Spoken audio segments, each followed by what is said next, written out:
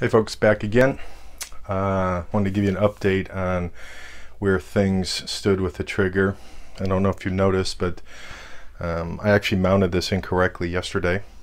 I had it so that when the rifle collapses, or rather the bipod collapses, I had them going back towards the lower as opposed to towards the barrel.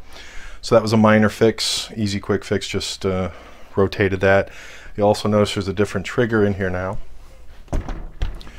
and what I ended up having to do was go to an old AR stock trigger, which kind of bummed me out because I picked up the two-stage Rock River Arms trigger that I waited like 4 months for earlier this year, which was a total disaster. But since I didn't have the upper, it really didn't matter.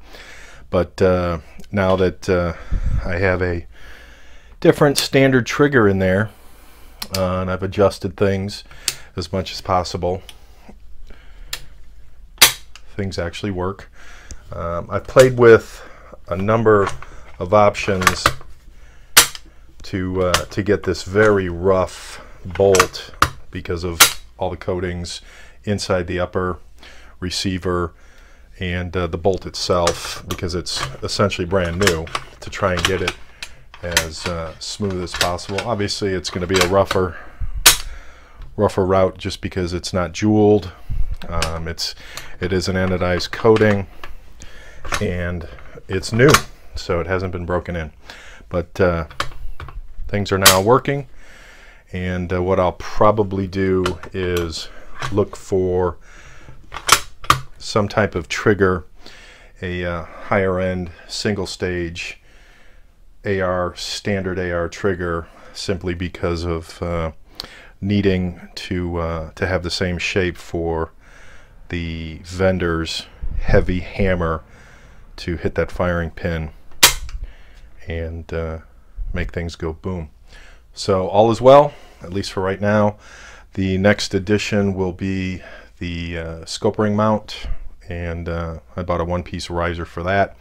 That should be here soon, along with a long-range scope. I went with a Vortex. I think it's a 6x24 by 50 millimeter, and for the optics. And once that's here, we'll put that together, and we're getting much closer to reality. So tighten things up as much as possible, and we've got a functioning rifle now, albeit not quite to the spec that I was hoping for, especially on the trigger, and considering what this is in terms of size and boom factor when it does shoot.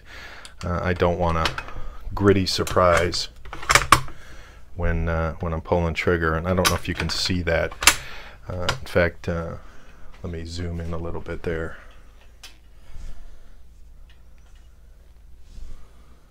You can see the trigger move.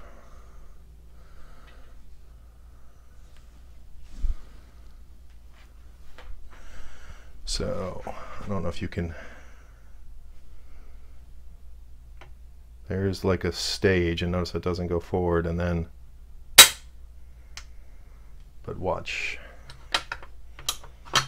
there's the reset, and it's a very slight and extremely gritty. I don't know if you can hear that. Let me try and get closer. I'll put the mic very close to it.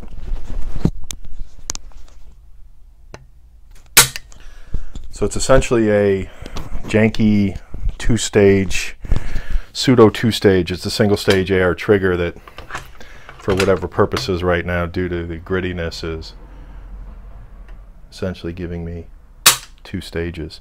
Let me pause this and see what the trigger pull is. Okay, so I have my handy dandy mechanical trigger pull set to 0 pounds, and let's see what we've got. For first stage is about 1 3/4, just shy of 2.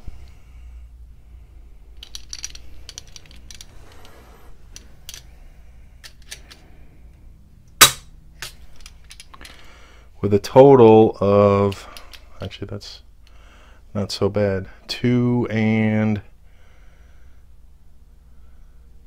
2.5. So let's reset that. So maybe what I'll end up doing is a trigger job just to get the grittiness out. So yeah, we've got a 2.5 pound trigger pull there, which is actually not bad for a hacked together spare pieces in the garage.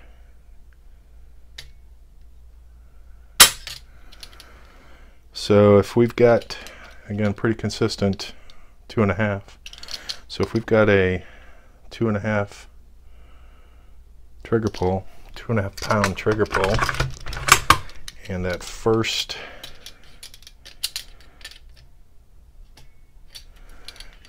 one is at roughly 1.5, so 1.5 for the pseudo stage 1,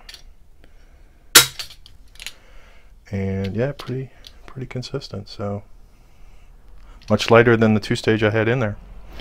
2-stage was roughly 2.5 for stage 1 and another 2 for the second stage. So maybe what I will do is some polishing, because I just don't like how the grittiness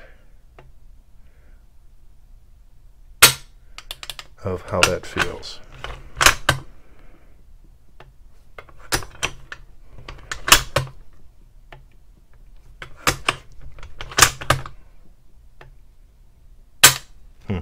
Okay, more to come. Take care.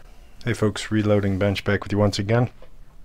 As you can see, I did head down to my local gun store and swapped out the trigger shoe for the boron covered one I had in there that was a spare part from some previous tinkering.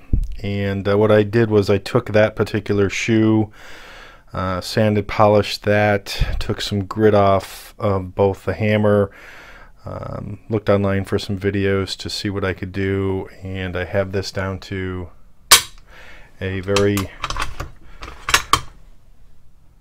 smooth, or rather less gritty than the original or the previous trigger. Even though the previous trigger, the 2-stage, wasn't gritty, but when I put the replacement trigger in to take it from a 2-stage to 1-stage, it was quite gritty. So from a pull perspective, we're at 0, and with this particular trigger in here now, we're at right about that was like 2 3/4. I've been getting anywhere from 2 2 1/4 to 2.5 in terms of consistency. So if we're anywhere from 2 1/4, and this one came in at 2 1/4, if we're anywhere from 2 1/4 to a little less than 3 pounds, I'm more than happy with that light trigger.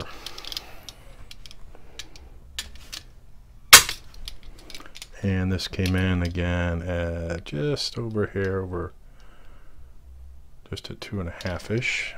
We'll do one more to complete the set. Zeroed out.